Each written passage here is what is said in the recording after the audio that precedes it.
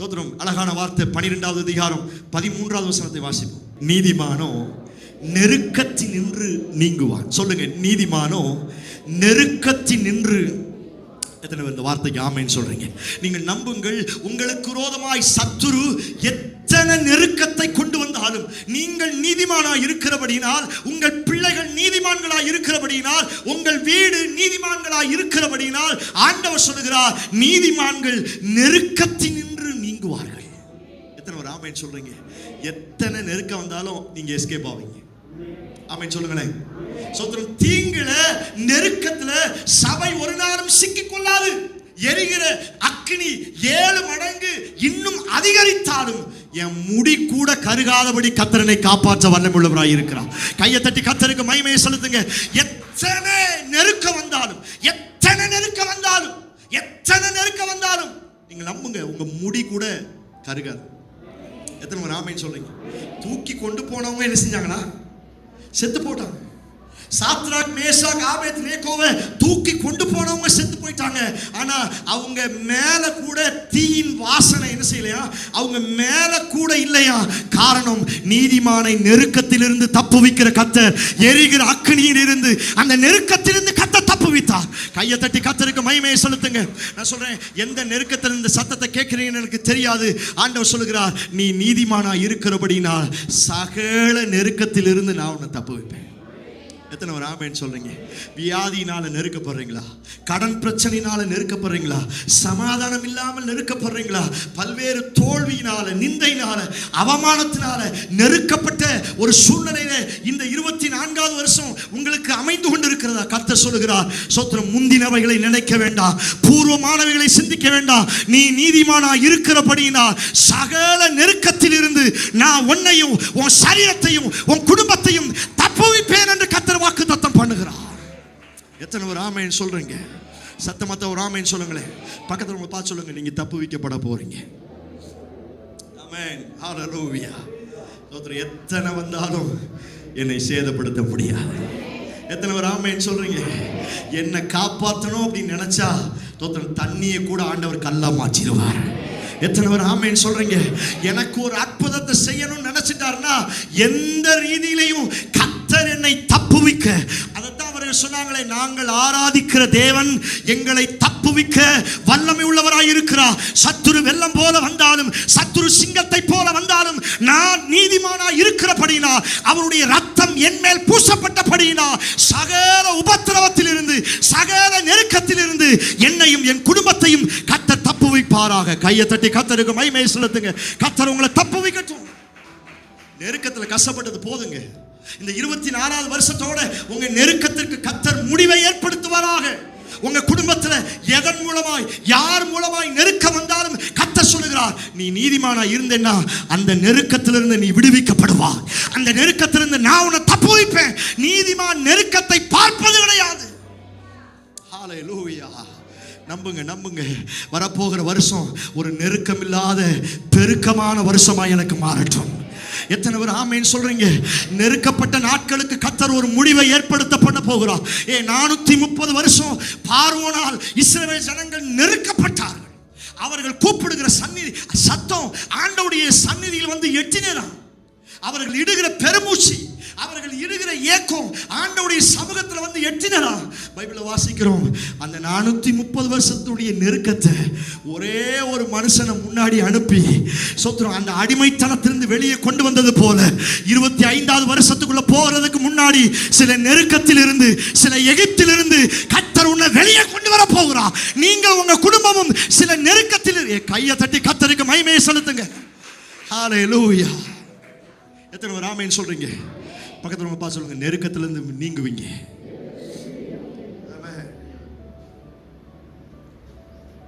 இஸ்ரவேல் ஜனங்களுக்கு எத்தனை வாதைகள் வந்துச்சு? எகிப்து தேசத்தில் எத்தனை வாதை? 10 வாதை. என்னென்ன வாதை? அதை மாத்திரம் கேட்காதீங்க பாச. தண்ணீர் என்ன செஞ்சான்? ரத்தமா மாறிச்சான். திடீர்னு கிச்சன்ல போய் தண்ணி குடிக்கலாம்னு தண்ணியை குடிச்சா உள்ள இருந்து ஒரு தவளை குட் மார்னிங் சொல்லலாம். சாப்பாடு எடுத்தா அங்க தண்ணீர் எல்லாம் ரத்தமா என்ன செஞ்சான்? மாறிடுச்சான். திடீர்னு எங்க பார்த்தாலும் பேன், திடீர்னு எங்க பார்த்தாலும் கொப்பரம், திடீர்னு கல் மலை என்ன செஞ்சான். இத்தனை வாதையும் அங்க வந்துட்டு இருக்குது. இஸ்ரவேல் ஜனங்கள் எங்க இருந்தாங்க? எங்க இருந்தாங்க? அவங்க மேல தெருனா இவங்க கீழே தெரு, அவங்க வடக்கு தெருனா இவங்க தெற்கு தெரு, அங்கதான் இருக்கிறாங்க. சரியா கவனிங்க, சரியா கவனிங்க. ரெண்டு பேரும் வேற ஒரு இடத்துல இல்ல. அவங்க வேற ஊரு, அவங்க வேற கண்டம், இது வேற கண்டம், அது வேற டிஸ்ட்ரிக்ட், எப்படி இல்ல. அவங்க அங்க தெருனா அதுக்கு பக்கத்துல யார் இருக்கிறாங்க? இங்க இருக்கிறாங்க. ஆனா 10 வாதைகளும் பார்வோனையும் அவன் குடும்பத்தாரையும் துன்மார்க்கனையும் அலங்கரித்தது. நீதிமானாய் இருந்த தேவ சந்ததியின் மேல ஒரு வாதையும் வரல. காரணம், நீதிமானை தப்புவிக்கிற கர்த்தர். கையை தட்டி கர்த்தருக்கு மகிமையை செலுத்துங்க. எத்தனை வியாதி வந்தாலும், எத்தனை போராட்டம் வந்தாலும் உன்னை அணுகாது. உன்னை கர்த்தர் தப்புவிப்பார். எத்தனை பேர் ஆமென் சொல்றீங்க? சத்தமாத்த ஒரு ஆமென் சொல்லுங்களேன். இன்னும் சத்தமாத்த ஒரு ஆமென் சொல்லுங்களேன். நீங்கள் நீதிமானின் சந்ததியா இருக்கிறபடினால ஸ்தோத்திரம், எல்லா பிரச்சனையிலிருந்து, எல்லா நெருக்கத்திலிருந்து கர்த்தர் உங்களை விடுவிக்க போகிறார். இந்த வார்த்தையை ஒரு சிலருக்கு கர்த்தர் தீர்க்கதரிசனமாய் சொல்லுகிறார். உங்க நெருக்கத்துக்கெல்லாம் ஒரு ஃபுல் ஸ்டாப் கர்த்தர் வைக்க போகிறார். உங்க நெருக்கத்துக்கெல்லாம், உங்க பாடுகளுக்கெல்லாம் ஒரு முற்றுப்புள்ளியை கர்த்தர் வைக்க போகிறார். இனி நீ அழ வேண்டிய அவசியம் கிடையாது. இனி நீ புலம்ப வேண்டிய அவசியம் கிடையாது. இனி நீங்கள் அலைந்து திரிய வேண்டிய அவசியம் கிடையாது. இனி நீங்கள் கையேந்த வேண்டிய அவசியம் கிடையாது. நீதிமானை பாதுகாக்கிற கர்த்தர், நீதிமானை விடுவிக்கிற கர்த்தர், நீதிமானை தப்புவிக்கிற கர்த்தர் இந்த நாட்களில் உங்களை விடுவித்து காப்பாற்ற போகிறார். கையை தட்டி கர்த்தருக்கு மகிமையை செலுத்துங்க. ஹல்லேலூயா. எத்தனை பேர் ஆமென் சொல்றீங்க? ஒன்று, நீதிமானுடைய வேர் அசையாது. நீதிமானுடைய வேர் கனி கொடுக்கும். 3, நீதிமான் எல்லா நெருக்கத்திற்கு விடுவிக்கப்படுகிறான். 13வது அதிகாரம் 21வது வசனத்தை வாசிங்க.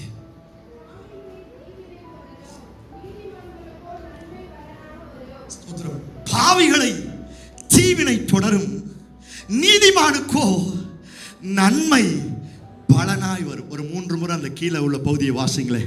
நீதிமான்களுக்கோ நன்மை பலனாக வரும். சொல்லுங்களேன். நீதிமான்களுக்கோ நன்மை பலனாக வரும். நீதிமான்களுக்கோ நன்மை பலனாய் வரும். வரப்போகிற புதிய ஆண்டிற்குள்ள போவதற்கு முன்பதாக நீங்கள் நீதிமானாய் இருக்கும் பொழுது அவருடைய நன்மை சில ரிவார்டை உங்களுக்கு கொண்டு வர போகிறது. அவருடைய நன்மை சில பலனை கர்த்தர் உங்களுக்கு கொடுக்க போகிறார். எத்தனை பேர் இந்த வார்த்தைக்கு ஆமென் சொல்றீங்க? நீங்கள் நன்மையை பார்க்க போகிறீர்கள். நன்மையின் பலனை நீங்கள் ருசிக்க போகிறீர்கள். எத்தனை பேர் ஆமென் சொல்றீங்க? சத்தமாத்த ஒரு ஆமென் சொல்றீங்க. பைபிள் வாசிக்கிறோம். அந்தரங்கத்தை பார்த்து வெளியரங்கமாய் பலனளிப்பார். இந்த வருஷம் முடிவதற்குள்ள வெளியரங்கமான பலனை நீங்க பார்க்க போறீங்க. நீங்க நீதிமானா இருக்கிறபடினால் அந்த நன்மை உங்களுக்கு தீமையாய் அல்ல, அந்த நன்மை உங்களுக்கு சாபமாய் அல்ல, அந்த நன்மை உங்களுக்கு பிரிவினையாய் அல்ல, அந்த நன்மை உங்களுக்கு அழுகையாய், கண்ணீராய், புலம்பலாய் அல்ல. ஆண்டவர் கொடுக்கிற சகல நன்மையும் உங்களுக்கு பலனாய் வரப்போகிறது, உங்களுக்கு ரிவார்டாய் வரப்போகிறது. கையை தட்டி கர்த்தருக்கு மகிமையை செலுத்துங்க. நீங்க நீதிமானா இருந்தீங்கன்னா பலனை நிச்சயம் பார்க்க போறீங்க. ஆமென் சொல்றீங்க. பஞ்ச காலமா இருந்தாலும் 100% பலன் கிடைக்கும். எத்தனை பேர் ஆமென் சொல்றீங்க? இயற்கைக்கு மாறாய் என்ன காரியம் நடந்தாலும் சோத்திரம். பைபிளை வாசிக்கிறோம். விளைய செய்கிறவர் யாரா? நான் நட்டேன், அப்பல்லோ நீர் பாய்ச்சினான். விளைய செய்கிறவர் கர்த்தர். நான் சொல்லுகிறேன், கர்த்தர் விளைய செய்ய போகிறார். சில நன்மை உங்களுக்கு பலனாய் வரப்போகிறது. நிறைய பேருடைய ஏக்கம், நன்மையை பார்க்குறேன் ஆனால் அதை அனுபவிக்க முடியல, நன்மையை கேட்குறேன் ஆனால் அதை சுதந்திரிக்க முடியல. சொல்கிறோம், அடுத்த மாதம் 10ஆம் தேதி எனக்கு நடந்துடும், அடுத்த சனிக்கிழமை எனக்கு கிடைச்சிடும், அடுத்த புதன்கிழமை இது எனக்கு வந்துடும். நிறைய நேரங்களில் நன்மையை பார்க்குறோம், நன்மையை குறித்து கேள்விப்படுறோம், நன்மையின் சத்தம் என் காதுகளை கேட்கிறது. அந்த நன்மையின் பலனை என்ன செய்ய முடியல? அறுவடை செய்ய முடியல, நன்மையின் பலனை பெற்றுக்கொள்ள முடியல. சொல்லுவாங்கள, கை கேட்டினது நிறைய பேருடைய நிலைமை. பக்கத்தில் வர்ற மாதிரி இருக்குது, கிடைக்கிற மாதிரி இருக்குது. ஜெபமும் உபவாசமும் கண்ணீரும் புலம்பலும் தேவ சமூகத்தில் ஏதாவது ஒரு காரியத்தை கொண்டு வரும் அப்படின்னு பெரிய எதிர்பார்ப்போடு இருக்கும் பொழுது என்ன செஞ்சது? ஒரு பெரிய ஏமாற்றம் என்ன செய்யுது? வருது. ஆண்டவர் சொல்லுகிறார், நீ நீதிமானா இருக்கிறபடினால் இனி நன்மை பலனை மாத்திரமே உங்களுக்கு கொண்டு வரும். எத்தனை பேர் ஆமென் சொல்றீங்க? இனி நன்மை தீமையாய் மாறாது. இனி நன்மை சாபமாய் மாறாது. இனி நன்மை தரித்திரமாய் மாறாது. இனி நன்மை சண்டையாய் மாறாது. இனி நன்மை பலனாய் மாறும். நம்புறீங்களா? நம்புறீங்களா? நம்புறீங்களா? சத்தமா ஒரு ஆமென் சொல்லுங்களேன். இந்த வருஷம் முடிவதற்குள்ள தேவனுடைய நன்மையின் பலனை நீங்கள் பார்க்க போகிறீர்கள். உங்க கையின் பிரயாசத்தில் ஒரு பலனை கர்த்தர் கொடுக்க போகிறா.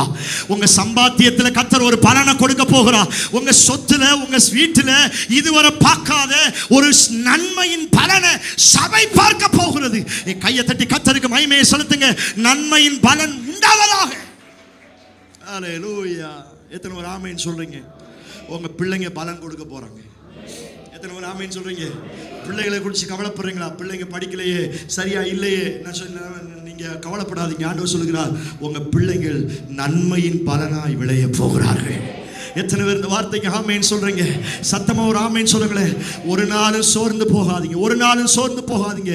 உங்களுக்காய் கர்த்தர் சில நன்மையின் பலனை கொடுக்க போகிறார். இங்கே எந்த நன்மை வேணும் அப்படின்னு எதிர்பார்த்தீங்களோ, வரப்போகிற புதிய ஆண்டு நன்மையின் பலனை அறுவடை செய்கிற ஆண்டாய் மாறப்போகிறது. நன்மையின் பலனை பெற்றுக்கொள்கிற ஆண்டாய் கர்த்தர் உங்களுக்கு மாற்றி தருவாராக. எத்தனை பேர் ஆமென் சொல்றீங்க? 4 காரியத்தை தியானிச்சிருக்கிறோம். 1, நீதிமானுடைய வேர் அசையாது.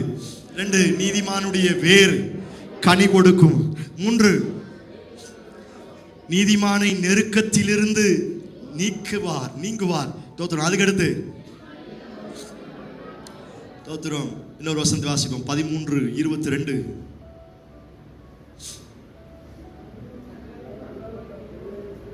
வாசிங்களேன். நல்லவன் தன் பிள்ளைகளுக்கு சுதந்திரத்தை வைத்து போகிறான், பாவியின் ஆஸ்தியோ நீதிமான்களுக்காக சேர்த்து வைக்கப்படுகிறது. மறுபடியும் அந்த கடைசியில் உள்ளதை ஒரு 3 முறை வாசிங்க. பாவியின் ஆஸ்தியோ, நல்லா வாசிங்களேன். இன்னும் ஒரு முறை.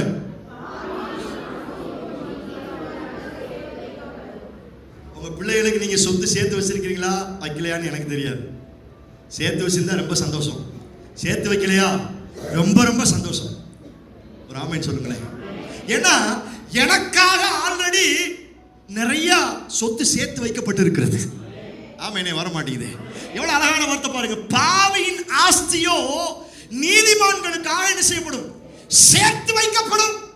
சேர்த்து வைக்கப்படும். நான் சொல்றேன், உங்களுக்கு உங்க பிள்ளைகளுக்கு ஒருவேளை சொத்தே இல்லாம இருக்கலாம். சொத்தே இல்லாம இருக்கலாம். என் பிள்ளைகளுக்கு நான் ஒரு இருந்து கால் தங்கம் கூட என்ன செய்யலையே, வாங்கலையே, கொஞ்சம் கூட இடம் சேர்த்து வைக்கல. நான் சொல்றேன், உங்க அப்பா அம்மா உங்களுக்கு சொத்து சேர்த்து வைக்கிறாங்களே இல்லையோ, உங்க உங்க உங்க பாட்டன் பூட்டன் சொத்து உங்களுக்கு வருதோ இல்லையோ, ஆண்டவர் சொல்லுகிறார், நீ நீதிமான இருந்தேன்னா நான் உனக்கு டெபாசிட் பண்ணி சொத்து போட்டு வச்சிருக்கிறேன். நல்ல கையை தட்டி கர்த்தருக்கு மகிமையை செலுத்துங்களேன். ஆமென் சொல்லுங்களேன். சத்தமா ஒரு ஆமென் சொல்லுங்க. 2025 வருஷத்துல நிறைய பேர் ரிஜிஸ்டர் ஆபீஸ் போக போறீங்க. எதுக்கு சொல்லுங்களேன்? பத்திரப்பதிவு சோதரம். 2025 வருஷத்துல நிறைய பத்திரப்பதிவு நடக்க போகிறது. நல்ல ஆமென் சொல்லுங்க பார்க்கலாம். தோத்திரம். எப்படி நடக்கும், எப்படி வரும் அப்படின்னா தெரியாது. அப்பா வாக்குத்தத்தம் பண்ணி இருக்கிறார். நீ நீதிமானா இருந்தேன்னா உனக்காக சொத்து சேர்த்து வைத்திருக்கிற அந்த சொத்தை நீ நிச்சயம் அனுபவிப்ப. எத்தனை ஒரு ஆமென் சொல்றீங்க? சத்தமாத்த ஒரு ஆமென் சொல்லுங்க. இஸ்ரவேல் ஜனங்கள் வரும் பொழுது சும்மா தான் வந்தாங்க. ஒண்ணுமே இல்லை. சாப்பாட்டுக்கு வழி இல்லாம செங்கல் அறுத்து பிழைச்சாங்க. ஆனா எகிப்தை விட்டு வெளியேறும் பொழுது பைபிளை வாசிக்கிற, எகிப்தை கொள்ளையிட்டார்கள்.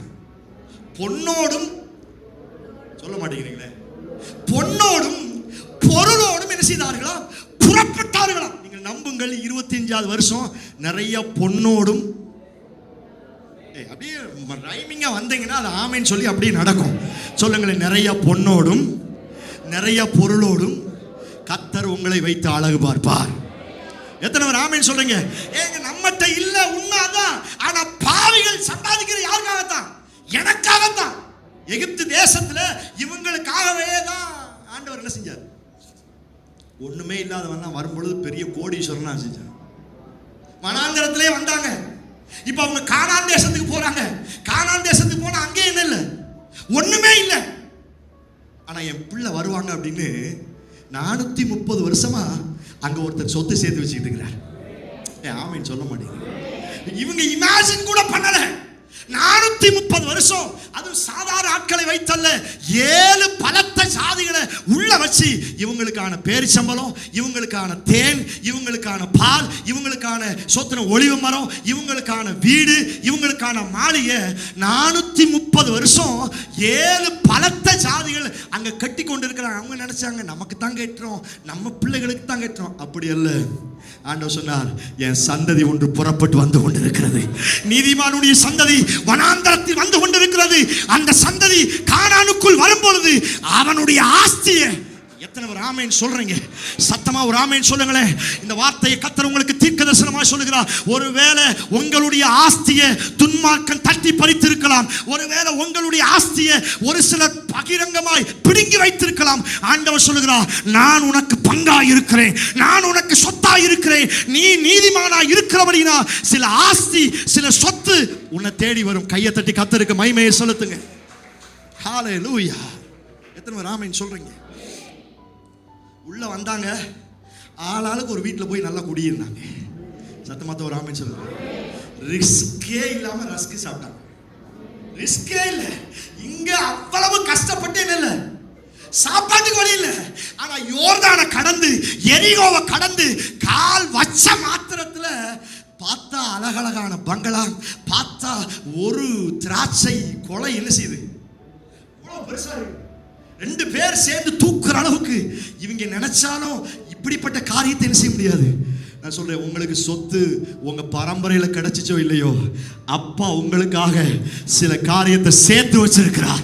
சில காரியத்தை சேர்த்து வச்சிருக்கிறார். இந்த வார்த்தையை கர்த்தர் உங்களுக்கு தீர்க்கதரிசனமாக சொல்லுகிறார். 2025 வருஷம் ஆண்டவர் உனக்கு சேர்த்து வைத்ததை நீங்கள் சுதந்திரிக்க போகிறீர்கள். கையை தட்டி கர்த்தருக்கு மகிமையை செலுத்துங்க. ஹல்லேலூயா. எத்தனை பேர் ஆமென் சொல்றீங்க? நிறைய பேருக்கு புதிய வீட்டை கர்த்தர் சேர்த்து வச்சிருக்கிறார். ஆமென். நிறைய பேருக்கு நகையை கர்த்தர் சேர்த்து வைத்திருக்கிறார். நல்ல ஆமென் சொல்லுங்களேன். நல்ல வாகனங்களை கர்த்தர் சேர்த்து வைத்திருக்கிறார். வட்டி முதல்மா திருப்ப போறீங்க. நம்புறீங்களா? நம்புறீங்களா? ஏன்னா ஆண்டவர் சொல்லியிருக்கிற பாவிகளுடைய ஆஸ்தி நீதிமான்களுக்காக. அவன் கெட்டட்டும், அவன் மேல பொறாமை கொள்ளாதீங்க. பாவிகளின் மேல என்ன செய்யாதீங்க, பொறாமை கொள்ளாதீங்க. ஒரு நாள் வரும், தன்னால எனக்கு முன்னாடி வந்து விடும். சத்தமாத ஒரு ஆமென் சொல்லுங்க. இன்னும் சத்தமாத ஒரு ஆமென் சொல்லுங்க. கஷ்டப்பட்டு யாக்கோபு கூழ் காய்ச்ச வேண்டிய அவசியமே இல்ல. கஷ்டப்பட்டு ஆடெல்லாம் அடிச்சு ஆட்டு ரோமத்தை எல்லாம் அப்படி ட்ரெஸ்ஸா மாத்தி அப்படி எல்லாம் மிமிக்ரி எல்லாம் பண்ணி அப்பாட்ட ஏமாத்த வேண்டிய அவசியம் இல்ல. ஏன்னா ஆண்டவர் சொல்லிட்டாரு, உனக்கு சேர்த்து வச்சது உன் காலத்துல உன் கையில கண்டிப்பாய் வரும்.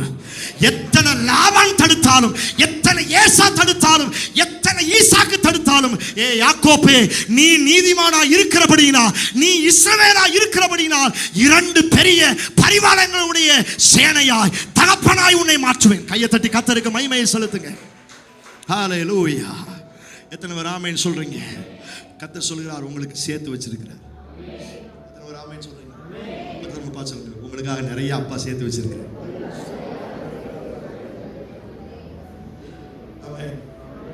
எத்தனை பேர் எடுக்கிறதுக்கு ரெடியா இருக்கிறீங்க? நிறைய சேர்த்து வச்சிருக்கிறாரு. நிறைய சேர்த்து வச்சிருக்கிறார். 25வது வருஷம் சேர்த்து வச்சதெல்லாம் நல்லா ஆமென் சொல்லுங்களேன். எத்தனை பேர் ஆமென் சொல்றீங்க? ஒன்று, இன்னைக்கு நீதிமானுடைய வேர் அசையாது.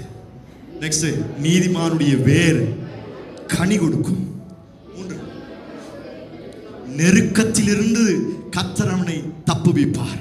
4, நீதிமானுக்கு நன்மை பலனாய் வரும். 5, பாவிகளுடைய ஆஸ்தி நீதிமான்களுக்காய் சேர்த்து வைக்கப்படும்.